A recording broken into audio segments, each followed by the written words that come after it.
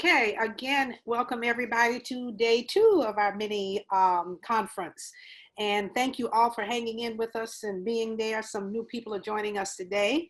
We'll carry on. We remember that we are recording, so that if you do want to listen again or see them both in tandem, you can do that. So Sarah will let us know when that happens. It's my pleasure to introduce today Amy Earhart, who is a HBW board member and has been with us pretty much from the beginning of this project in terms of helping us to secure the kind of funding and to bring all of you on board.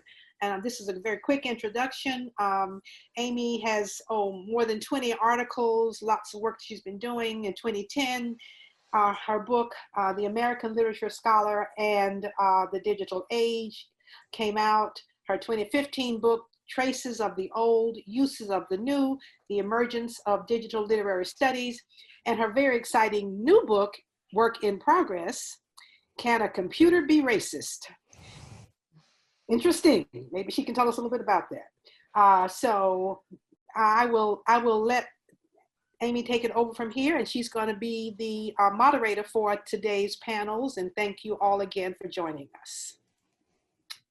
Thanks, Maryemma. It's always great to be here. Yesterday was wonderful, and thank you all for giving me a much-needed break in the middle of the scramble to keep my students on track and to meet some deadlines that are happening. So I look forward to another really great day with each of you.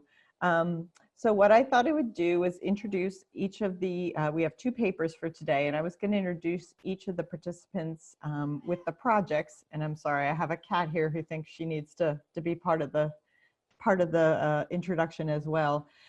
So the first paper we will have today will be, before I forget, I almost forgot. So yesterday we had a pretty robust discussion on chat about Twitter. And 2 things, if you would like to share your Twitter handle on the group chat, that would be great. I followed a few new folks today, and that was yesterday, and that was really exciting. Also, for each of you presenting your work today, if you could let us know if it would be okay to tweet about your work. No one will tweet about it until you give permission. And it's okay to say no if you feel your work is too preliminary, that you don't want that going out on Twitter. That's fine too. So just let us know as you get started. So, and we're off. The first presentation we will have will be Digital Humanities Limitations, Refining Methods for Research and Teaching. And we have 3 presenters. I'm going to introduce each of them. Susan Weber works on 20th and 21st century African American and Caribbean literature. Her current book project, Poetics of Interruption, Media and Form in Black Radical Literature, examines experimental Black diasporic literature's engagement with other media, particularly music, film, and photography. Susan also writes about race in science fiction and the Haitian Revolution. Currently a postdoc fellow at the University of Oregon, Susan has also worked and taught at the University of Rochester and Penn State. Presenting with her is Ebony Perot, who is a humanities PhD candidate at Clark Atlanta University. Her concentrations include Africana Women's Studies and English. She received her bachelor's and master's degree in English from the University of Louisiana at Lafayette. Her research interests include Black feminist theory, Black feminist literary criticism, and 20th and 21st century Black women's literature. Her dissertation focuses on literary representations of Black girl rage. She is Dr. C. Silone Quito Fellow for the National Council for Black Studies and teaches English and Humanities at Clark Atlanta University. Our third presenter today is Joyce Wright. She's originally from Miami, Florida, and is a PhD candidate in Humanities with a primary focus in African American Studies at Clark Atlanta University. Her research interests include 19th, 20th, and 21st century literature, including African American literature and Caribbean, as well as African cosmological and spiritual continuities in the diaspora. Currently, Ms. White is working on her dissertation, which will examine select text of Edwidge Danticat. She earned a BA in English as well as an MA in English with a focus in creative writing and literature from Florida State. So thank you all for presenting today, and I will turn things over to you. All right. Good morning, good afternoon, everybody. I guess that depends on where you are. As with a lot of research projects, conference presentations, things shift, ideas shift, inspiration shifts, and we shift. So I'll start by saying, actually, both Joyce and I have completed our dissertations. I am now at Tulane University in the English department. But again, like I said, things shift. So our original title, Digital Humanities, Limitations, Refining Methods for Research and Teaching, was actually revised and refined to fit the new directions of our work. Though we still nod to research and teaching, we'll think about the metadata categories that we were given at the beginning of the project and kind of think about revising and revisiting that biographical data and lean into some intersectional and diasporic conversations. We're also playing on the various modes of site.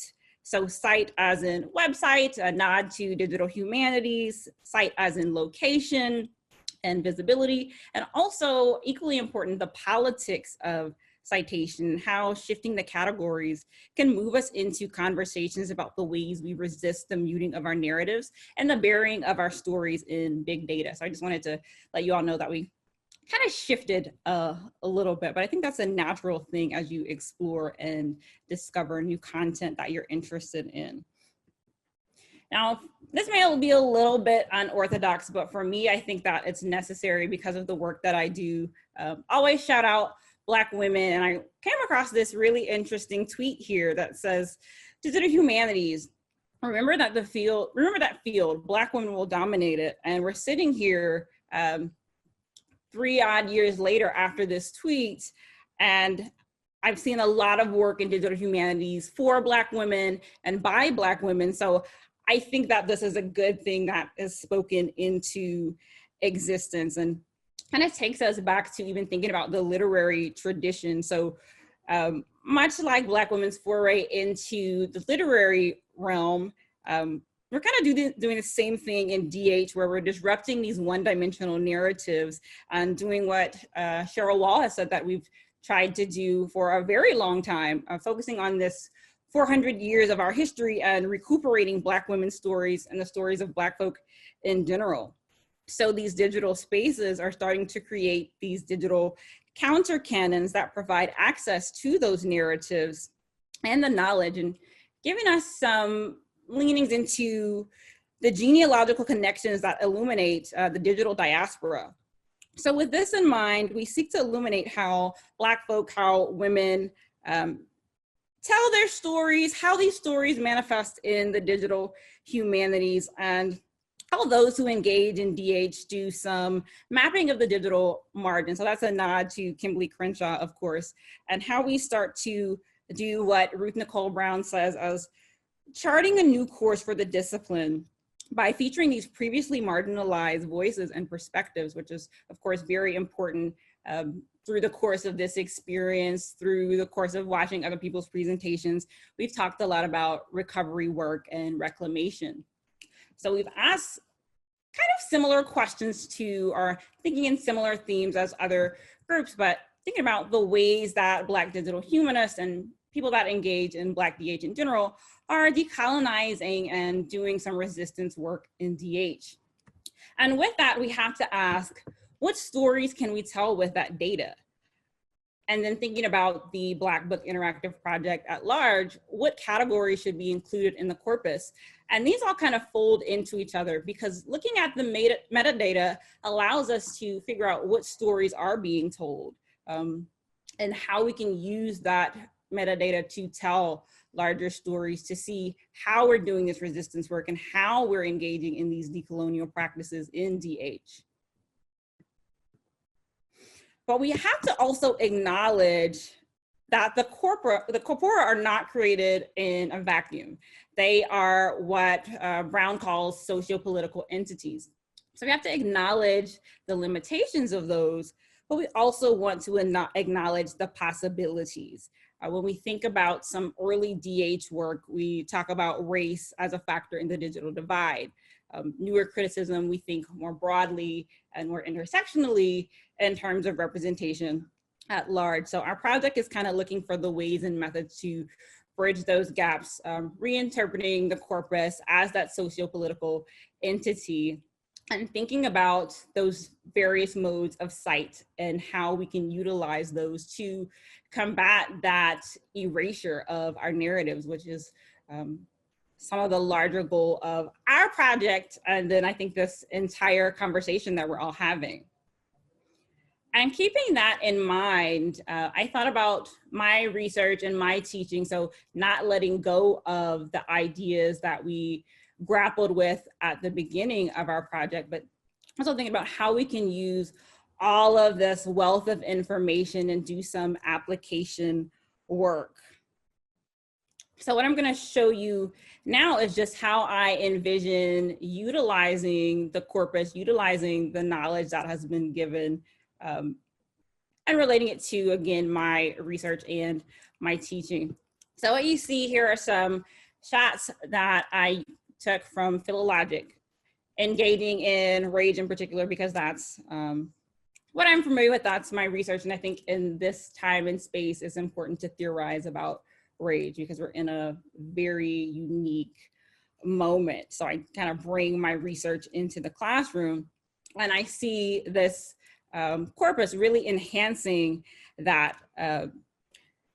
So in Stories Are Data with Soul, Lessons from Black Feminist Epistemology, Sarojini Naber explains that the relevance of narrative analysis to Black feminist research is that it provides an analytical technique for accessing and recognizing knowledge, and by extension, the counter narratives embedded in that knowledge. She argues narrative can be researched itself, or narrative can be used as a research method to produce data. She writes that narrative analysis expands the boundaries of research through the story mode. Now, this is a mode and method that I see as very important to teaching my students research and showing them how we can utilize this corpus. So STORY stands for Suspicion of Master Narratives of Knowledge, Tools for Knowledge Gathering and Dissemination, which this has been very useful as that. Objection to objectivity, reflexivity, and positioning of the researcher, and yearning for and working for transformation and change, which is one of those key things that I emphasize in my classroom. I think that this does a good job of that. But we can also think of the ways, since she says that stories are data with soul, we can look at how we can insert soul into that data by telling the stories that the data kind of puts forth, and looking at those stories it tells through these, what Brown calls socio-political corpora. So again, I went into this corpus with that mindset and looking at it with eyes that said, what kinds of texts can we pull from here? What new text does it provide for teaching and research? Of course, it allows me to look beyond the 20th and 21st century and see how these Black women writers, how writers in general, Black writers in general, are talking about rage. And I think it's important to address here the ways that the PhiloLogic allows us to visualize the text. That's good for my students in terms of accessibility, because some of them need to see the way these words are framed next to each other, see that context and content. And that allows them to think about that in new ways that might not necessarily spring up if they're just looking at it in a plain printed text. And then this wonderful timeline here can be used to look at not only the frequency of the rage in the text, but thinking about it historically, the 60s and the 70s, Beverly Guy Sheftall calls them the angry decades. So I can tell my students, hey, look at this corpus and look at the uptick in the conversations of rage in the 60s and the 70s. Now we know that that is a result of what's in the corpus, but it allows them to go out and explore and think about the things that are going on outside of the corpus. Let's go and see, why are people in the 60s so angry? Is this something that matches up with this corpus? So it just gives them some things to consider.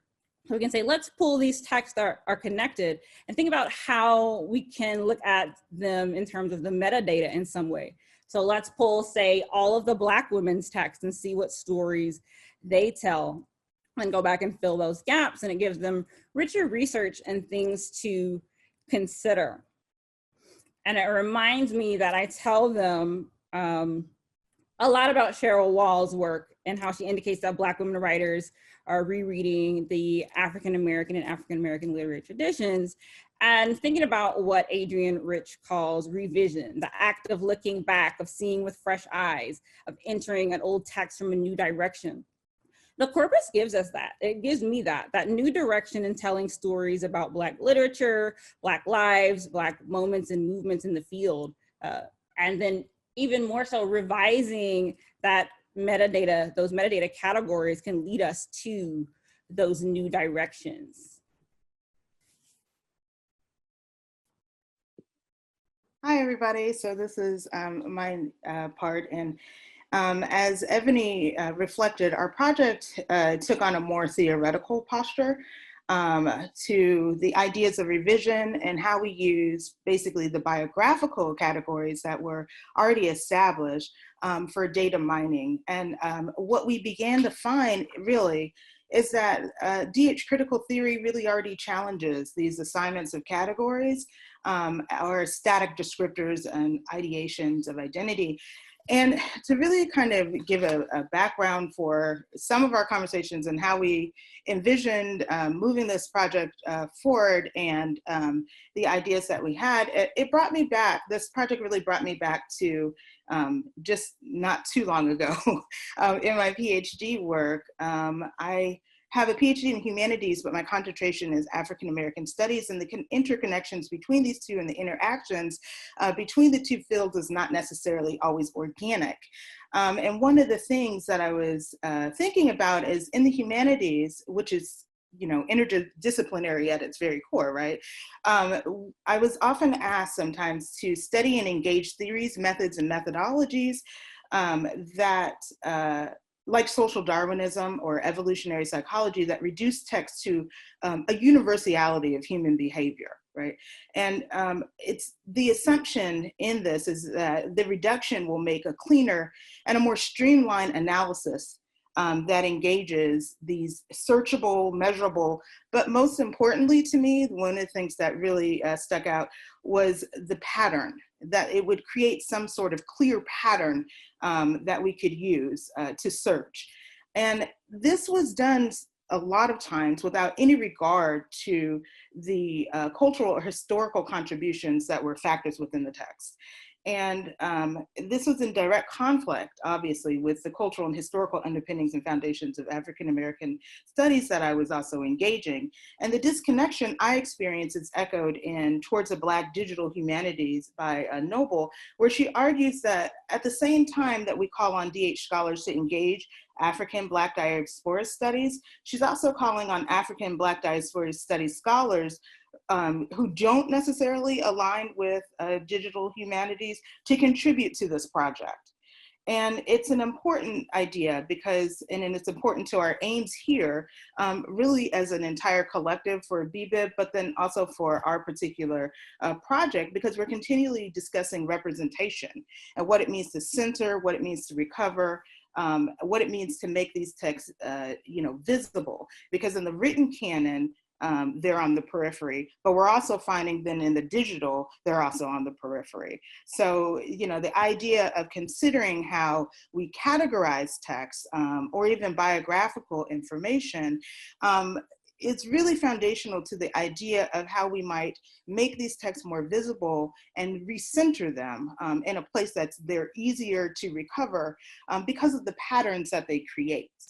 And so when we were talking about this, we talked a lot about the functionality of the entity of categories in biography as it relates to identity.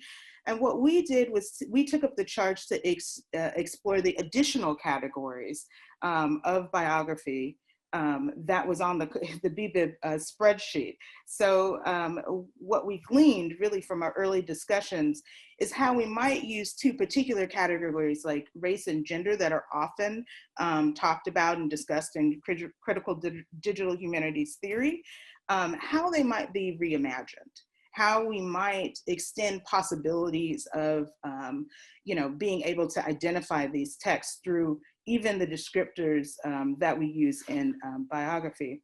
And so we began to position our aims within current DH theory, and it struck me that, I've read this before, or I had this idea has, been in my brain before, and I thought about bell hooks.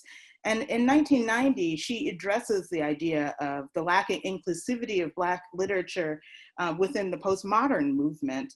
And in particular, she's concerned with the function of language, the written and spoken language, and how that language often, she says that often she finds herself outside of the discourse, right? And the Black writers and Black voices that she's addressing outside of the discourse, they're on the margins and they're decentered. And, she argues that as a discursive practice, it's dominated primarily by the voices of white male intellectuals and or academic elites who speak to and about one another with coded familiarity. So all of these things really brought up to me ideas about how we can kind of reimagine and not get ourselves, or, get ourselves in the same position, right, where we're speaking to each other with some sort of coded familiarity, or, texts are being spoken about and coded familiarity, and it's used as a tool to decenter because it's not really taking into consideration some of the things that Hooks was even talking about in 1990. Which, by the way, 1991 marks the sort of digital age as, the internet becomes public. So these, this reverberation of what Hooks is saying in the 1990s is coming up even in 2019 in texts like Towards the Digital Black Humanities, where, these notions frame the intention of our project to re-theorize and the ways in which we use category in the DH work. More specifically, it really, tasked us to ask the question if the given and chosen categories we have do the job and the function we intend them to do, or whether it is worthy of our time to renegotiate them, recategorize them, re-understand them in this moment, so that these assigned categories like race and gender don't reinforce identities that can be manipulated and decentered within the current canon, and where voices, as we've talked about time and time again on these presentations, that wonderful presentations, by the way, that I've been hearing, where these voices are on the margin, and they can be decentered altogether. And if the reinforcement of these categories is used, like I was finding in my studies as a student, to universalize literature in a way where they're not considering lived experiences and authentic representations, the danger is the mutation or the muting of and the unsearchability and being able or not being able to identify these texts within the masses of text and the boundlessness of DH. And so to quote Noble, it kind of sums it up for me. She argues that the digital humanities can profoundly alienate Black people from participating in this work because of its silences and refusals to engage in addressing the intersection dimensions of policies, economics, and the intersectional racial and gender oppression that are a part of the society we live in. And so, her, central question is, can the digital be decolonized? Can we do that? And by looking at the categories within biography and thinking about the job and their intention, we must also think about their functionality and also the interpretation, on the other side when we are mining for data as it relates to particularly Black texts. We've responded to this call through our analysis of the corpora, and that centers Black and diasporic studies. And that's reflected in the methodology used when considering categories utilized for searching tools. And one of the solutions, and I'm going to turn it over to Susan after this, and one of the solutions that I found useful was Laura Mandel in Gender and Cultural Analytics and Finding or Making Stereotypes. She says that basically we need to thaw the typographical fixity via computer screens, moving from private to public. Scholarly dynamic interactions offer us a chance to contest discursive constructions like sex, gender, and sexuality at the very moment of their construction. And so what we really wanted to, I really wanted to utilize, that idea to propose, a revision and a rethinking of the categories that we use in order to do the critical work that we are doing in, in DH. And, thinking about how we might use these categories as a way to recenter, recenter Black literature within the canon, and not re-emphasize the marginality of the authors in the text that we're often kind of discussing not only in critical theory, but in practice, as we see with a lot of the projects that we, wonderful projects, again, that were so inspiring yesterday. But to think very foundationally then how we begin these projects, and what kind of words and wording and coded language might be a result, not a malicious result, but just a result of not really thinking about how these things might center a project from the foundation up. I'll turn it over to Susan. Okay, great. Thank you, Ebony and Joyce. So as you can sort of see and hear from what Joyce and Ebony have been suggesting, rather than creating a digital humanities project that was interactive, our group is interested in a kind of having a theoretical conversation, maybe the start of what can become a co-written article or something like that, but having a conversation about the way that the metadata itself is approached, is constructed, is thought about in this BBIP database. We want to rethink some of the assumptions, especially because we were given the category biography, and this is a category of metadata that's just really ripe for reimagining what metadata can do. In early conversations, we noticed a tension between new categories we wanted to add and an imperative toward clarity, transparency, and searchability, words that you've already heard Joyce use. We were interested in adding categories, for example, like political and social networks, in tracking authors' political affiliations, but we're sometimes cautioned that this would make the data too messy, not searchable. Words like this kept coming up.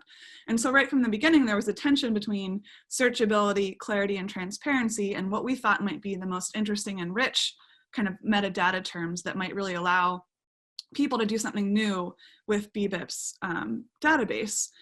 So again, there was this tension between transparency or clarity and what was deemed to be maybe messier or less searchable metadata. And we realized eventually that if we wanted the metadata to be clear and transparent, that would mean simply reusing older metadata that had already been used. We kept coming back to original metadata that often just had male and female for gender, and ethnicity was usually just African American. Well, what would it mean to kind of reimagine some of these things? And the kind of short answer that I'll get to towards the end of this short presentation is that we want to kind of dwell in some messiness and maybe make room for some messiness within the metadata category. We want to ask who benefits from clean data, and in what ways do imperatives toward clarity or cleanness, transparency, and searchability smuggle ideas about universality in through the back door. So one of the things that has been kind of inspiring for me in thinking about these questions is work on queering digital humanities. Critical race, gender, and queer studies scholars, and this is now to my slide, call for new metadata categories and vocabulary, so for an additive approach. But it's also suggests that an additive approach isn't enough. In other words, it's not just enough to add more metadata, but it's important to also reimagine and sort of like queer that metadata itself. What does this look like?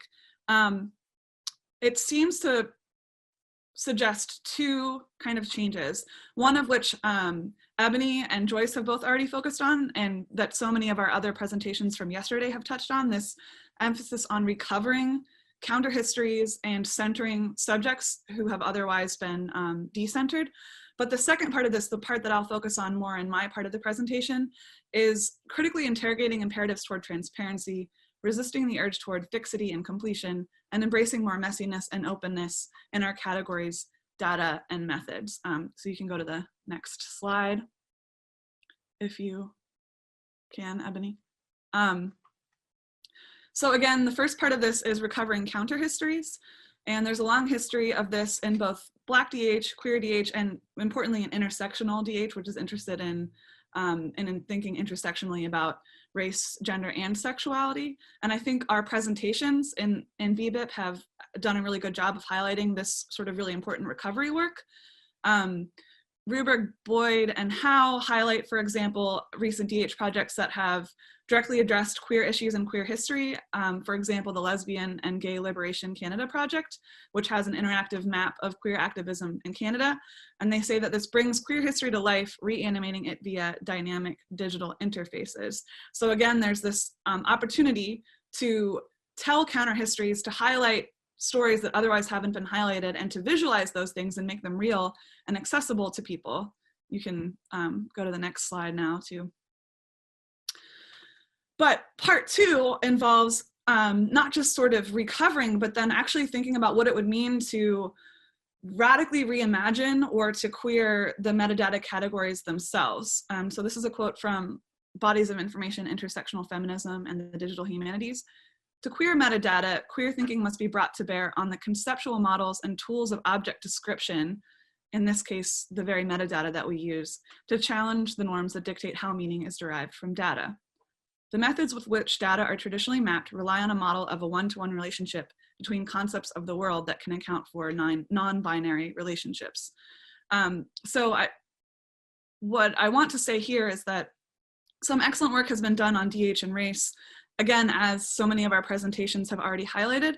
However, much of this work has had to contend with the limitations of traditional metadata, those limitations I gestured to earlier that often say sort of male or female for gender and white or African American for ethnicity. Our group was wondering, well, what would it look like if we actually radically reimagined the metadata itself? In Going Meta on Metadata, a very punny titled article by Michael J. Kramer, he asks what happens if we understand metadata not as objective, but or merely descriptive, but as already on their way to interpretation.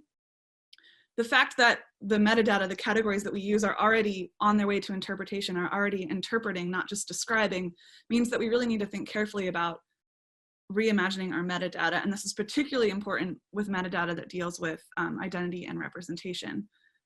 You can go to the next slide now. Thank you, Ebony.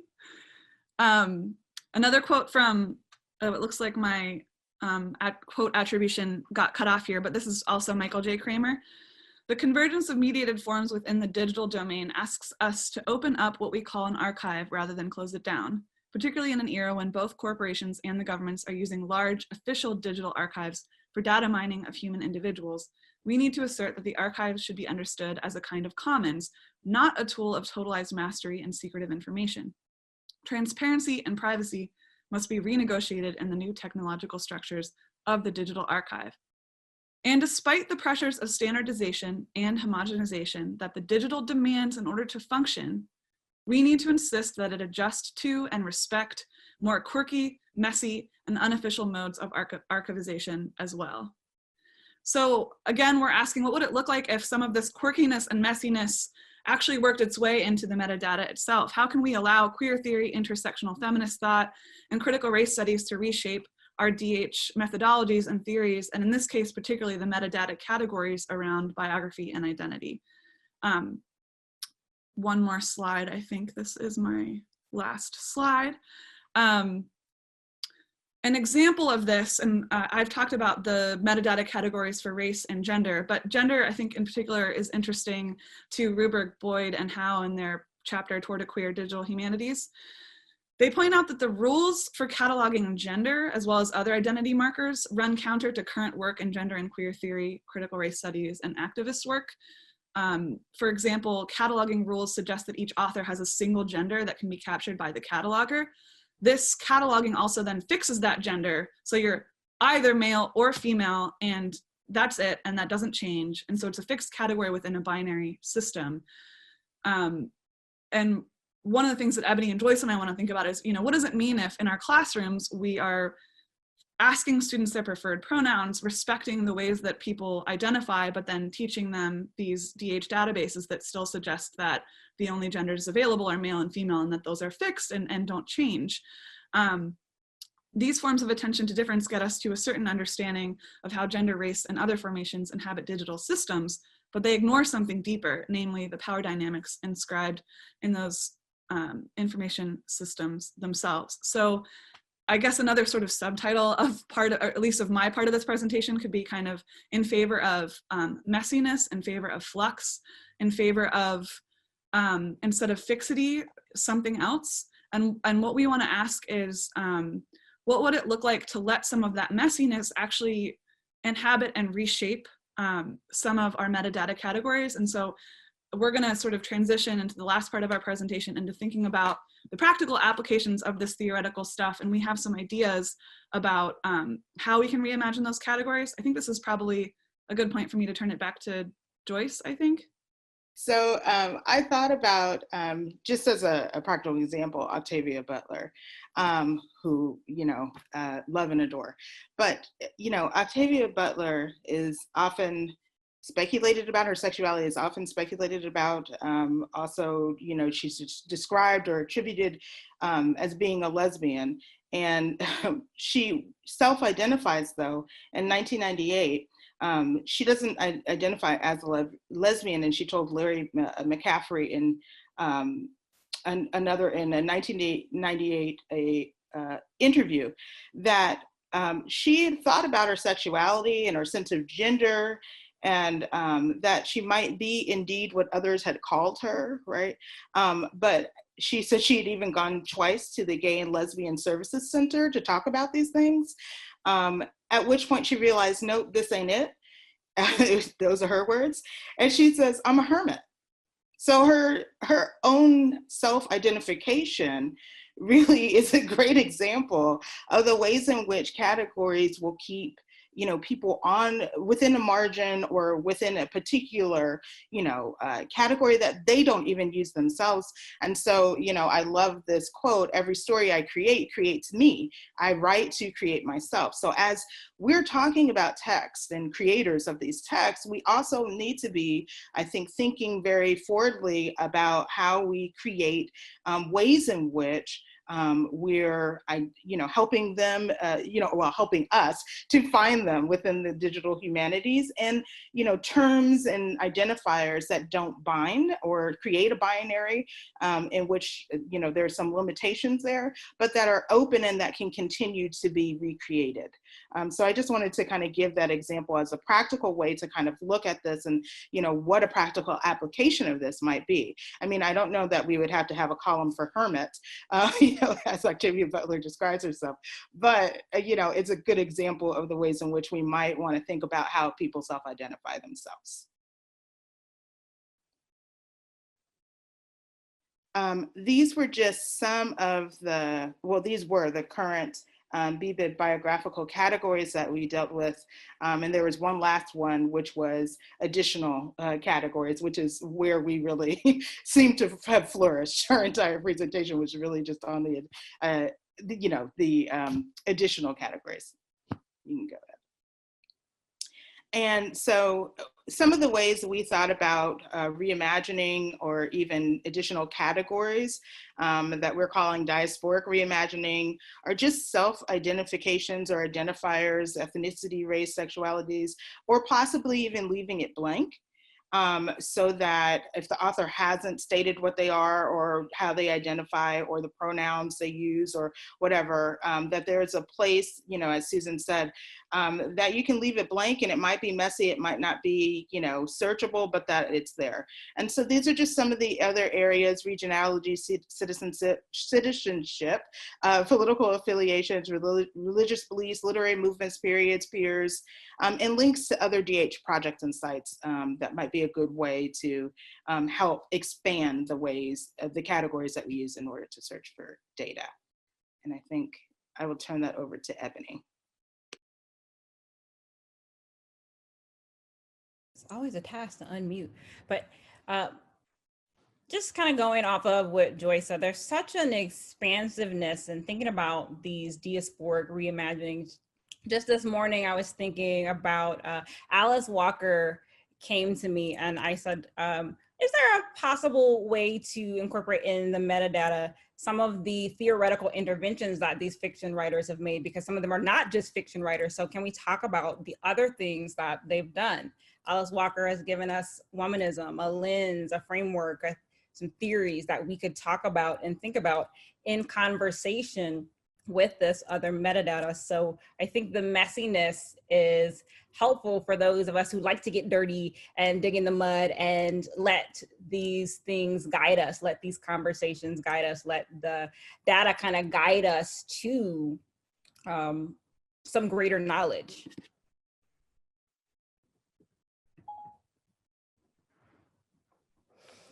And then since we're thinking about expanding the reach, and that's kind of one of the underpinnings of this project at large, we talked about what are some of the things that we could leave for a new biography group in re-envisioning those categories.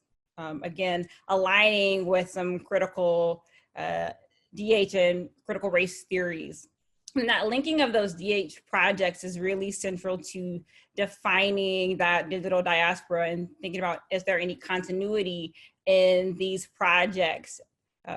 And for me, I always kind of go back to Black women. I think about some of the work that Dr. Stephanie Evans has done with these Black travel memoirs and her Africana memoirs databases. What are the themes that can arise from looking at these side by side or juxtaposing these projects?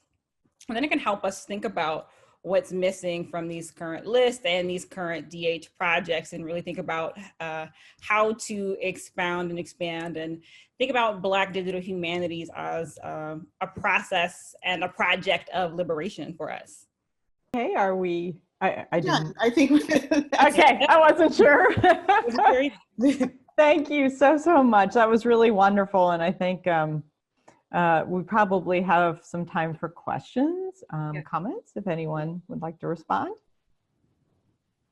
I have a question. This is Conrad. I'm looking at what you all are saying, and my concern is that when you all are trying to expand the categories on how people are named, as far as maybe their sexuality or race or something to that effect, and when it comes to intersectionality, sometimes I notice some Black feminists now are complaining that Black women are being marginalized all over again in that word, from being lifted from Kimberly Crenshaw. If we're going to expand the categories, can this possibly be used against Black women to deracialize them and say, oh, well, it's just human? And to take away all of the background and historical evidence that has created who they are, their identity, their canons and their work and things like that. Can this be used against Black women? And that's my concern, because I've seen Black women in feminist circles get marginalized and pushed to the side. And looking at Mrs. America, I'm really on Hulu, I'm really seeing that, how it got pushed, to the side, one person is put up, and the battles that always came down to race. So I'm just curious how you all see that. I think, well, I'll just begin. I just think one of the things that I'm thinking about is that if we are, in charge of kind of centering these categories and narratives, then it's up to us to really continually revise them, continually look at them, don't take them as something static. And I think that that's really kind of, for me, that's really the way that I see this. And I think I can speak for our group, I hope I can. And that's really the kind of way that we're envisioning this. Keep it messy so that we can continually go in and revise to match what's currently happening, both in, in the current theoretical moment, in the, the canon, in the literary moment, but then also in these spaces that deal with, specifically in race and gender, so that, we're matching up on all sorts of levels, right? And that we're keeping it we're keeping ourselves in the conversation and keeping things visible by continually revising and recreating and rethinking it, and not taking things as static, because I think that's where people get, these calls calls for universality start to come up is when we keep things the way that they have always been, and then that language starts to be coded for something else and, you know, marginalizes or, you know, subsumes a voice.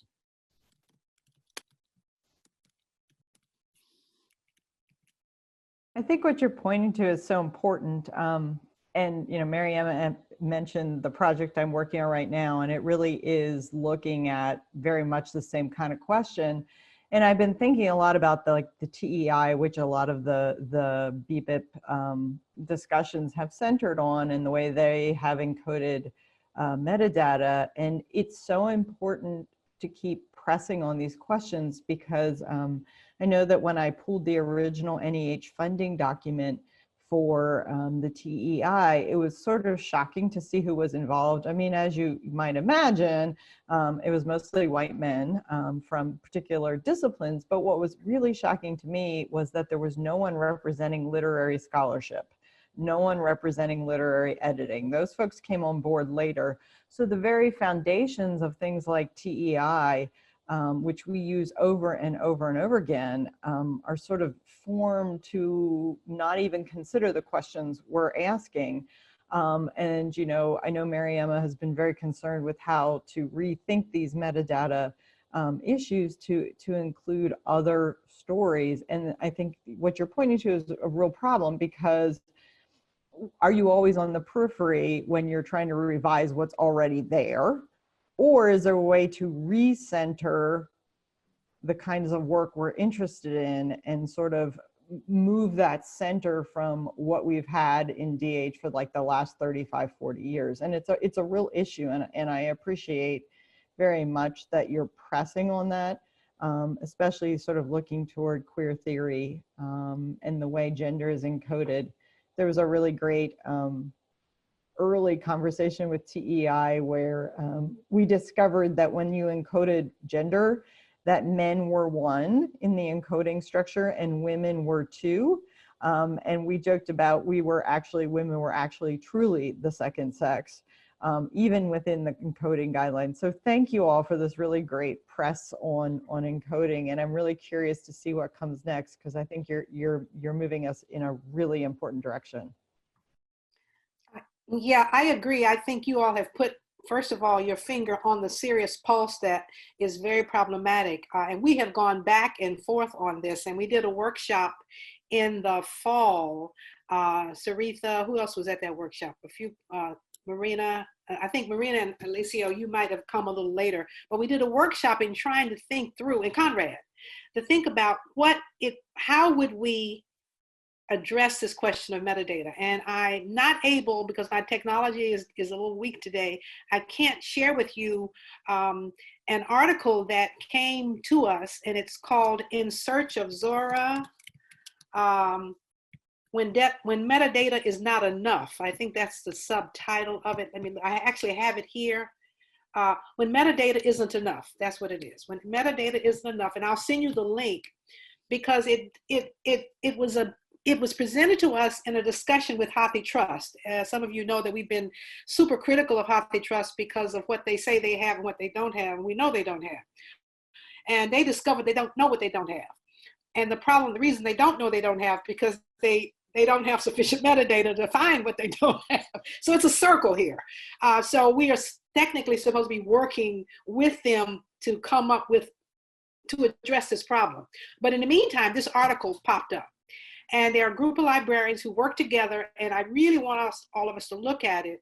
And as I said, I'll send you the link, but that's the title of it, because they are raising the question of whatever metadata we use, it hasn't worked. And so and they took an example, and they found maybe 40 or 50 titles in HathiTrust that would have been overlooked based on the system they were using. Well, we know their system is very, very basic anyway. It doesn't even go as far as ours is way beyond theirs.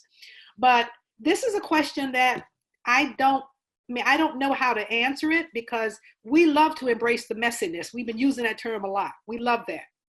But we also have to clean up our database, and Jade is here. That's something she talks about, because we can't work with it.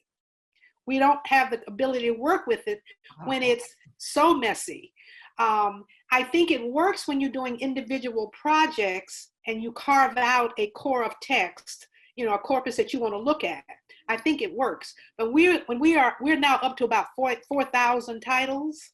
How do we then practically bring this knowledge to these 4,000 titles? What do we use? How do we organize the information in a descriptive manner so that at least it provides some modicum of information for people who want to do research or want to pull titles based on certain descriptors? So it is a problem. And I greatly appreciate your addressing it in this way, because it does mean that we are on the right track in saying that this is the biggest problem that we face. We can keep finding titles and they're coming to us every day. But at the same time, if we're going to create a working database that is most useful to people, how do we get over this hump? Because this is a big one. Mm-hmm. So I'm just putting it out there, and I said I'll share the article with you so that you all can at least see what they did and how they took one text, or they took one idea, but it generated about 30 or 40 texts using the system they did. But I think it's useful. And I found it informative just in terms of practically addressing a problem and sharing it, you know, in an article with us. So I'll send it to you. And I think one of the things I found really inspiring about one of the chapters I was working with was that they were very careful about what kind of messiness they were calling for. And so one of the kind of less helpful versions of messiness they draw attention to is that sometimes in one of the standard databases they're thinking about, gay can be used to mean queer, but it can also be used to only mean gay men. And so sometimes it's like used as an umbrella term for gay and lesbian, and then sometimes only for men. And so that's a kind of messiness that's not only unhelpful, but it flies in the face of current, you know, queer studies work. And so I think what we're calling for, and this maybe also goes back to Conrad's question, is that it's a willingness to kind of adjust and change the categories, but it's still grounded in the specificity of critical race studies, queer studies, you know, current best practices. But, you know, what would it look like to still have, you know, specific categories under maybe the metadata category of sexuality, but just allow for a more specific range of what types of kind of identifiers you can use under the category sexuality. So it's not just like gay or straight, but that it actually acknowledges the range of ways that people self-identify, which I think also goes back to Conrad's question, because if you do this kind of work in a community of scholars who are grounded in the work, as I think Joyce and Ebony were both saying too, you make sure that you're not then further contributing to the erasure of Black feminist work, right? But that you're actually highlighting the kind of range of work that falls under the umbrella of Black feminist intersectional work. I briefly looked at my notes from that article because I had gleaned it earlier when we were working on a proposal. And one of the things that they suggested is that you have to combine approaches. So if metadata is very problematic, then statistical modeling is the proper approach that they use together with that, and that's what generated much more useful information for them. So somehow you have to figure out, you can't rely on one thing alone. You have to do, you know, you have to put that which gives you the best information together. You know, I'm still dealing with, as what I said, we have so many, and we have yet to be able to provide that kind of information for any, I mean, what, maybe 200 texts? Somebody, if Jade is on the screen, she can tell me. We have not been able to do much of what we wanted to do. We were very ambitious when we started. When cohort 1 started, we wanted everybody to plunge in and do the metadata, and we quickly discovered that that was just not going to work, even with the categories that we had come up with. So as I said, I mean, I think we're going to keep working at this and figuring out practically how to make this happen. So, but other people, I think, yeah, somebody else. Jada, you had some comments. It seems like you had something to say. I did. Well, you all are really heavily academic, and I came from a different world. And I just want to say I appreciate the work, and it is important.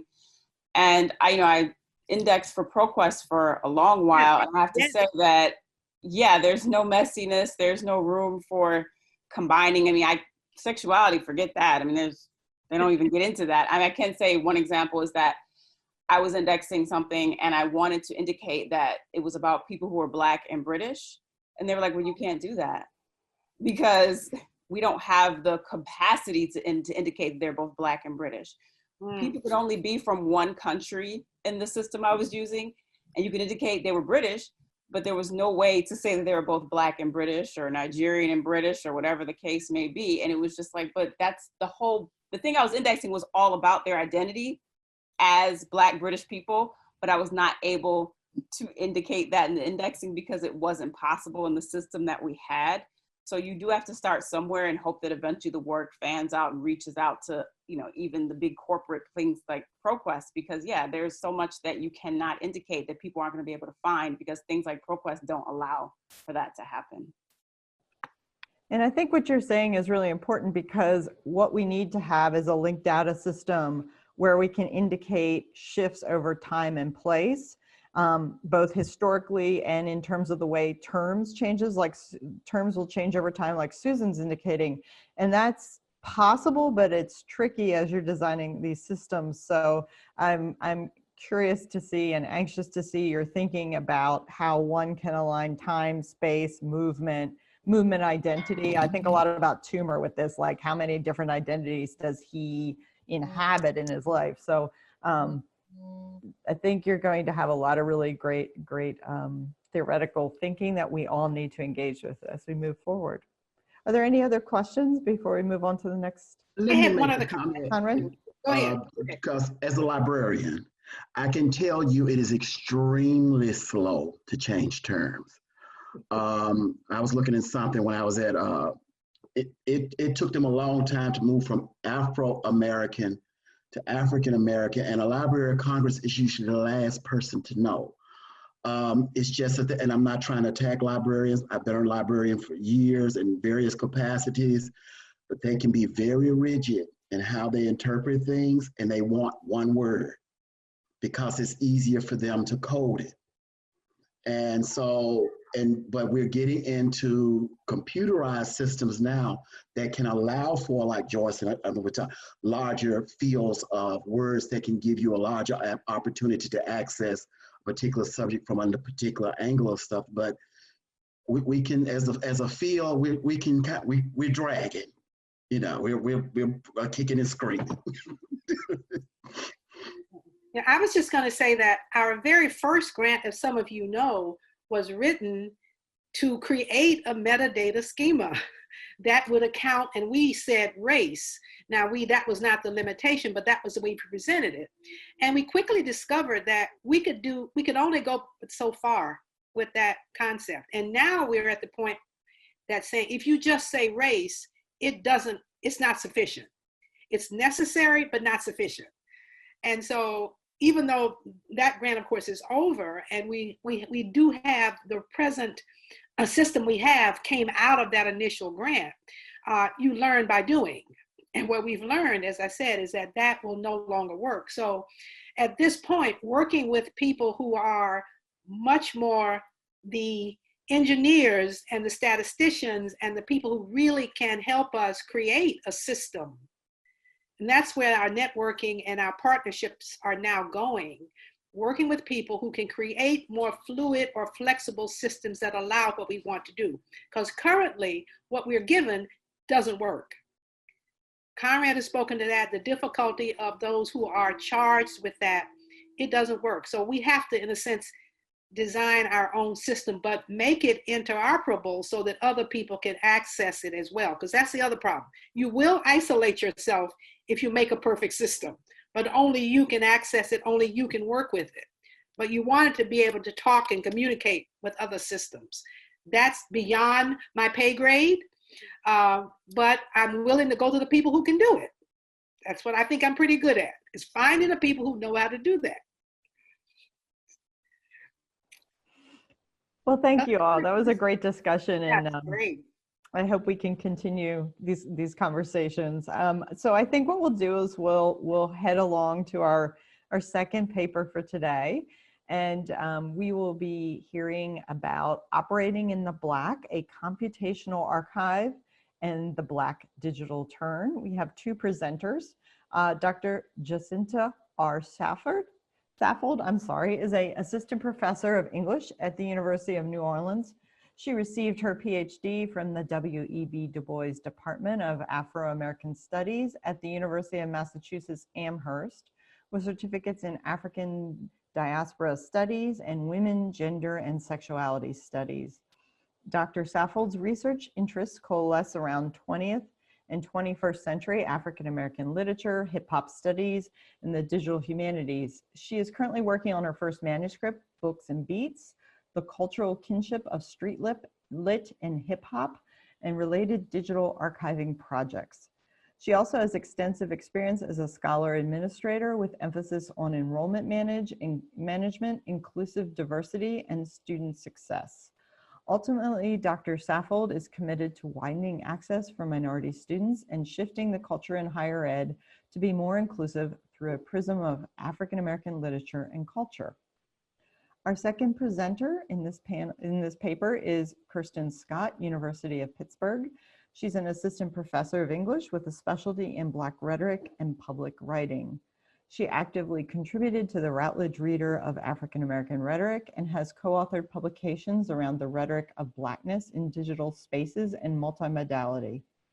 Kirsten has taught a range of courses in writing and rhetoric focused on hip-hop writing, Black rhetorical traditions, the Black public sphere, and critical literacies and pedagogies.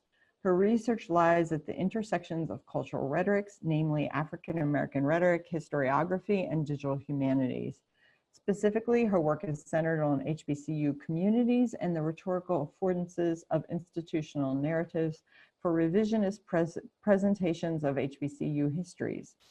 Her current project challenges top-down presentations of HBCU narratives by exploring revisionist approaches to the institutional narrative genre through student newspaper publications, specifically those at her alma mater, Tougaloo College. She is a co-founder of DBLAC, a digital network and learning community of Black graduate students in composition, literature, and literacy studies. Thank you both, and we'll turn the screen over to you. Okay. So it's really fitting that the conversations that preceded us were moving in a direction to talk about some of the challenges faced in the first cohort. And the language group, I think, really got a chance to see a larger representation of some of those issues of categories and how we define our engagement with the metadata. And so, as we know, the evolution of the English language changes so often, and it's something that is very culturally driven and very geographically situated, very biographically related. And so at once, we saw the language group as a group that could really pair and feed off of the other groups to say, like, well, what are you finding here? And let's see what kind of linguistic implications are arising. But we started to really hit a lot of walls, specifically in the first CLA meeting, where we got a chance to see the spreadsheet to say, like, whoa, what Black meant in this decade is not how Black was being represented in this decade.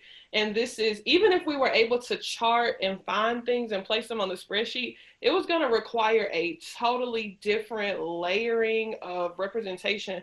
And so we had a lot of conversations with Dr. Graham about what do we actually do with this. And I think that's what she was describing, in the sense of, it was really ambitious to say, like, all right, everybody, let's just jump right into the corpus and figure out exactly how to navigate it. And so what we did instead was begin to think about how our individual projects could really think through what it meant to interrogate language across book publications, the circulation of those publications, the audiences that were interacting then with those texts. And so we really began to think of like a network of language experience, and how the novels, well, Jacinta will talk about novels, and I'll more so talk about the publication of HBCU histories. And so Are you fine with me just going ahead and going, Jacinta? Okay, okay. So just to kind of give some insight into what I'm meaning here, I'm really leaning on Howard Ramsey's idea of what happens when you place the digital along the analog, specifically with the human. So when you decide to take a human experience and digitize it, what is allowed and what's disallowed? And so for me, very much similar to what Jada was saying about the limitations of these overlapping multiple representations of self, whether you're British and Black, or you're Caribbean living in the US now, like you were Caribbean born, but now you live in the US. How does that work? That these intricacies invite a very different engagement with language and how they're then represented in metadata. So for me, I began to question what happens when you tell a Black story, but you aren't a Black person. What happens when someone is speaking about a particular situation, experience, community, or narrative, but it's not from a Black author? How does that fit into this particular collection of material? And so I'm specifically looking at Tougaloo. Tougaloo is an HBCU in Mississippi that was founded in 1869. And much like, I'd say 85% of HBCUs, they were not exactly founded by Black people, although they may have been the beneficiaries. They were usually founded by missionary associations, land grant funding, and so forth. And so when you see the individuals who are penning the narratives around these spaces, they are usually presidents or alumni bases. And for Tougaloo specifically, the historical text was written by a professor who was there. She was a white woman, and a alum who was a Black man. And so it begs the question that if we are to include particular texts that highlight narratives in a particular way to invite a deeper understanding of how we engage with Blackness or how we engage with language, what are the limitations of the identity of the authors or the subjects that would allow them to be present, included, or not included in the corpus? And so what I've done so far is digitize the two published editions. They're both out of print. And I used a book scanner, really cool experience. And I think what BBIP allowed me to really engage is to see what was even possible. And so even in the limitations of the completion of the spreadsheet and navigating with our group, the language group, it was really helpful for Jacinta and I to begin to work together to see how our individual projects could manifest in these meaningful ways and make progress. And so I guess this is a reflection to say to the second cohort that it will be a very challenging experience, but not one that you can't handle, to say that there are ways to carve out your individual undertakings as you navigate the larger project. And so I think Jacinta's PowerPoint is ready now, and she'll kind of take our conversation in a different direction. I will, but thank you. That was really good, and I completely agree. I actually wanted to start by talking about how I came to BBIP, and I think that began a few years before we even knew BBIP could exist. I happened to meet Kenton Ramsey at a Black Digital Humanities Symposium at Purdue, hosted by Kim Gallen. And that was really my first introduction into the digital humanities. At that point, I had, when I was working at Howard as a recruitment officer, I took advantage of the databases that they have and was able to look through archived and digitized versions of Essence magazine. I was trying to actually go to the Library of Congress since I was in DC, but to access hip hop magazines. And every time that I went, they told me some kind of story about how I couldn't get them. So I started using the resources that I had at my disposal, which was the databases that Howard provides. And I started just looking at Black magazines from the 1990s and early 2000s, my research focus.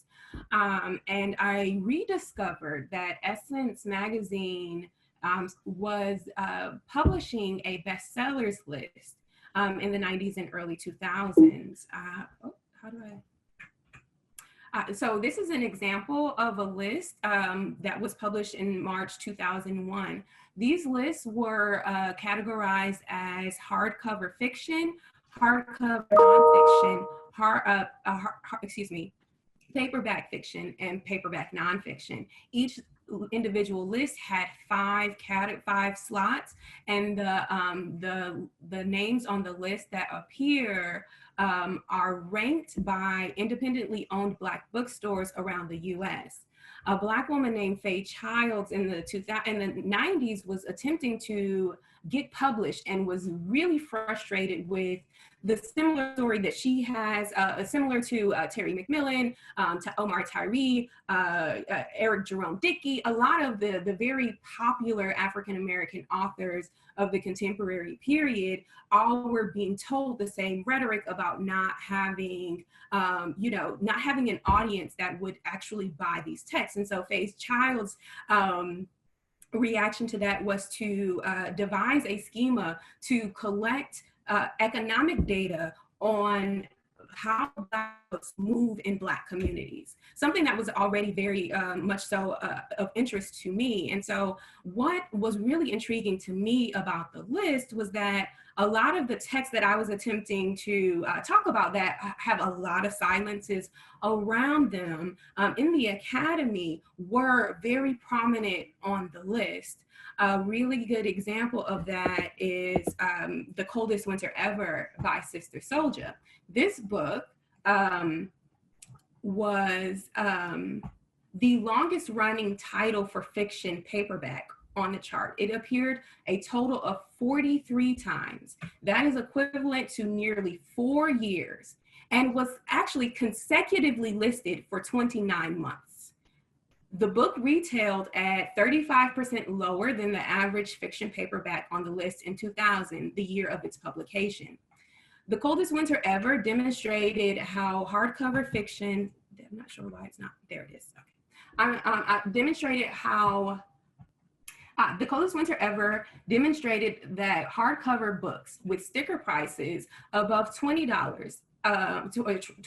or up were extremely hard to sell to young hip hop audiences that were interested in mobility and the ability to pay. They were more akin to what it would cost for a compact CD or a compact disc.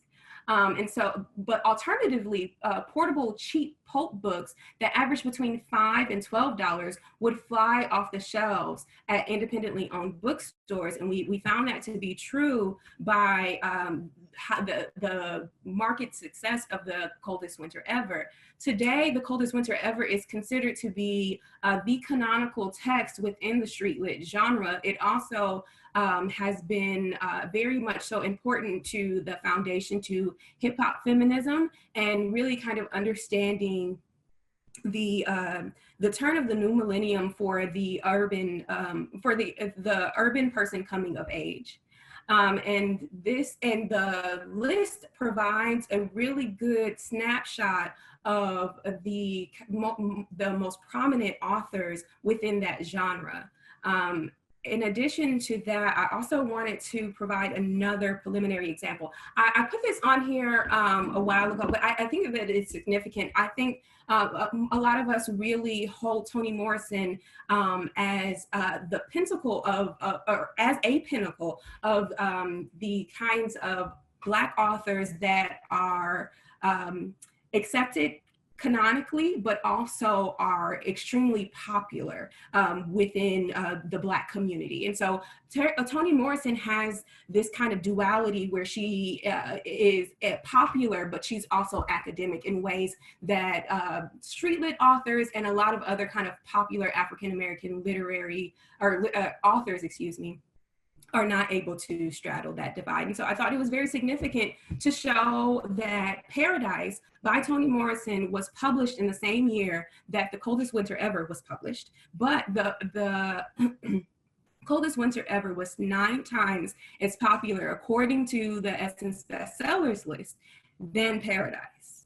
And I think that it's really important to focus in on this, because oftentimes as scholars of African American literature, we're most focused on showing certain aspects of African American literature. But I really question what can be gleaned from focusing on the texts that the Black community has determined are, the texts that they are most interested in reading and passing along. It's important to note that street lit was an African-American popular fiction genre that straddled the digital divide with a distinct hip-hop ethos at the turn of the 21st century. The genre was created partly from a surge of self-publishing and aligns with a tradition of popular African-American literature, grappling with the fantastically real depictions of urban living dating back to the early 20th century. Streetlit authors employed emerging digital technologies by circulating their work on hand-bound computer copy paper, releasing their work online via email and discussion forums, or releasing their stories as electronic books before Kindle created ebooks. They broached impolite subjects, including Black sexuality, domestic violence, and sexual abuse, while ignoring long-standing respectability politics. The genre demanded redefinitions of what coming of age for Black and brown youth meant, considering a shifting cultural terrain that was making room for the permanency of hip hop. Streetlit is how some African Americans have creatively responded to socioeconomic pressures, including the explosion of crack cocaine in North America, in major North American cities, Reaganomics, and the war on drugs.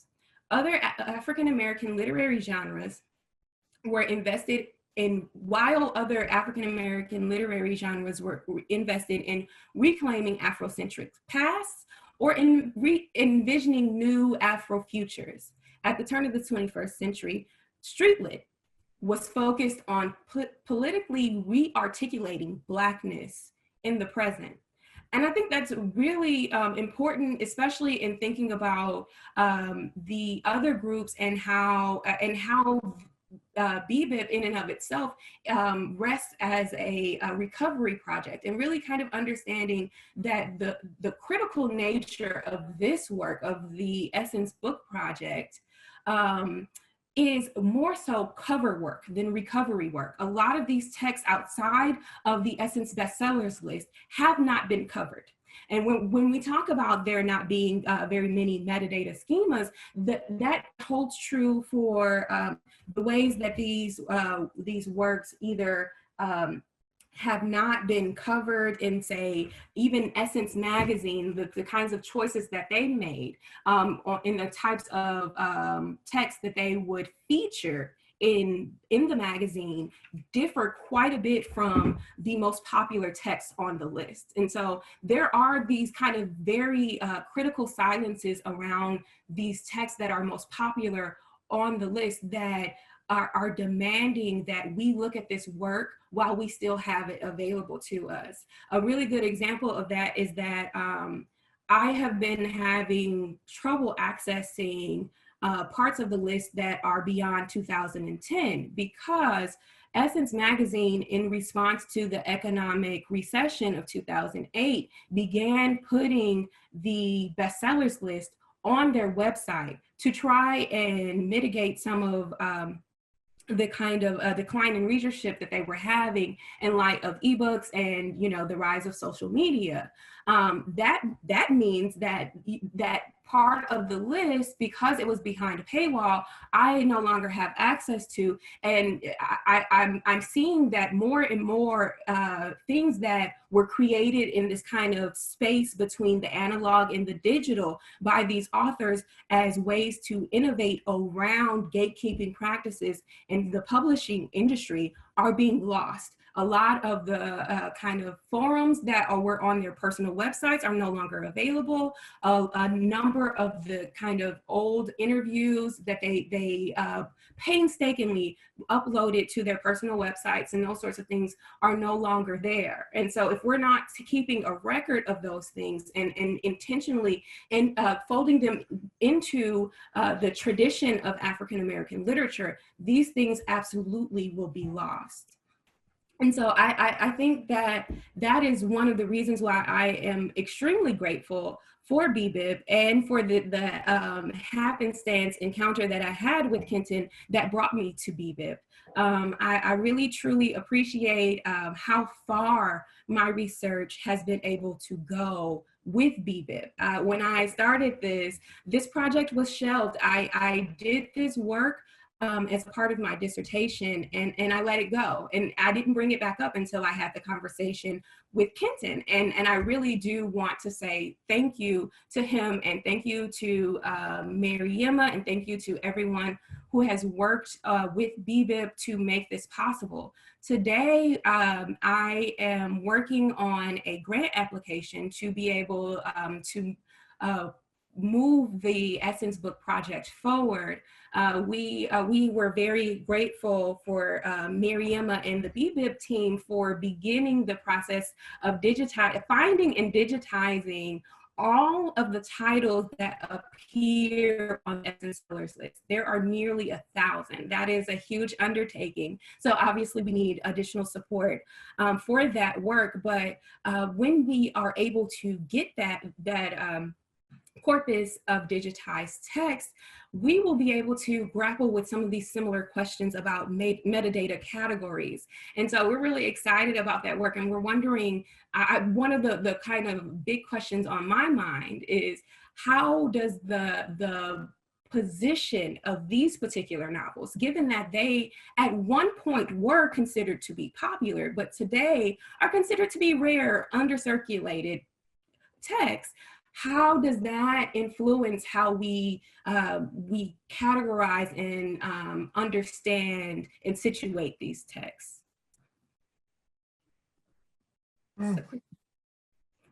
Thank you. Thank you both. Those are great presentations. Commentary, questions? I'll just point out that what you see, for those of you BPIP Scholar Cohort 2, what you see here is an example of sort of a ready-made project, I guess I would say, that has not necessarily made it to the forefront. It's an important project, it's in process, and we know it's important. We know of its importance, but it would easily, and still could easily, fall into that dark black hole where books, people are reading, that there's a huge readership and population of readers, but they are not counted, they haven't mattered, and the books were published in non-traditional ways by independent publishers or self-published. Some of them would get picked up. I mean, Coldest Winter Ever did get published.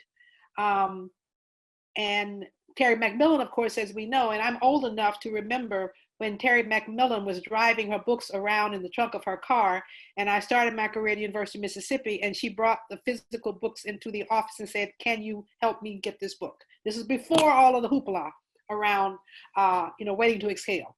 And it was her first book, which I actually liked better, But those kinds of stories are the ones that I think BPIP does value, because for more than the fact that she brought 1,000 titles to our database, we started, maybe with a little over 2,000. She brought another 1,000, and we had people who were actually continuing to collect and didn't know what to do with the collections. So they gave them over to us, like Kathleen Bethel, who's been collecting for a very long time.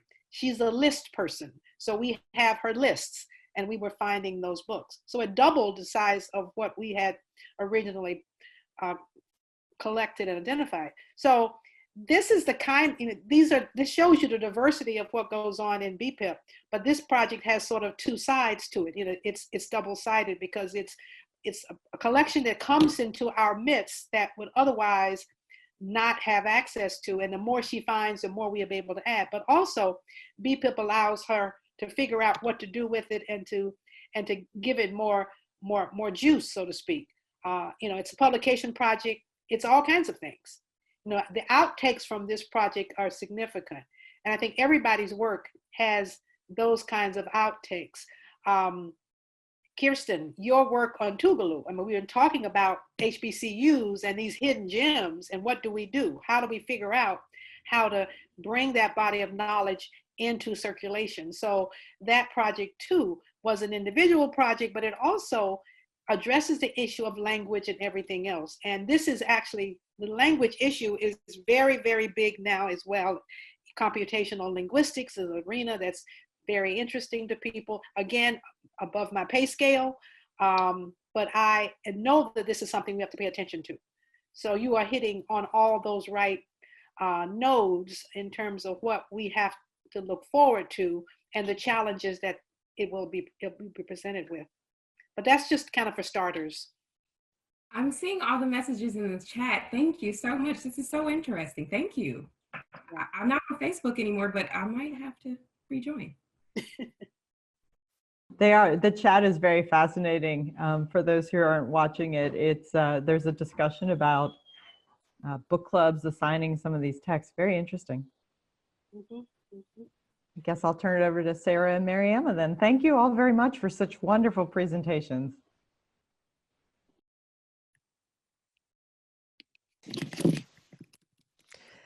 Do you have anything else, Dr. Graham?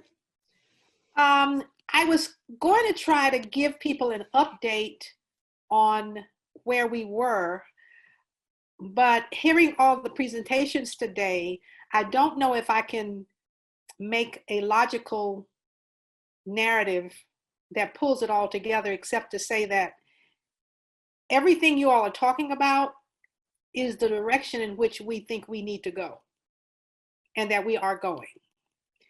We can't do it alone. So I'm out there seeding, the ground, trying to figure out how we can get to do what we need to do in terms of looking more closely at the issue of metadata, in terms of collections that have yet to be identified and, as Jacinta says, covered, not recovered, but covered, because there is a body of, there's always work that nobody's covering. It's just, people are reading it, we know it exists, but it's not being covered. And of course, issues about language. So that is one of the big areas, of our 4 major areas: bibliography, space, place, region, or language is one of them. So this particular project demonstrated some of the issues around language. Certainly in that Essence collection and hip hop genre, you're going to be dealing with issues of language.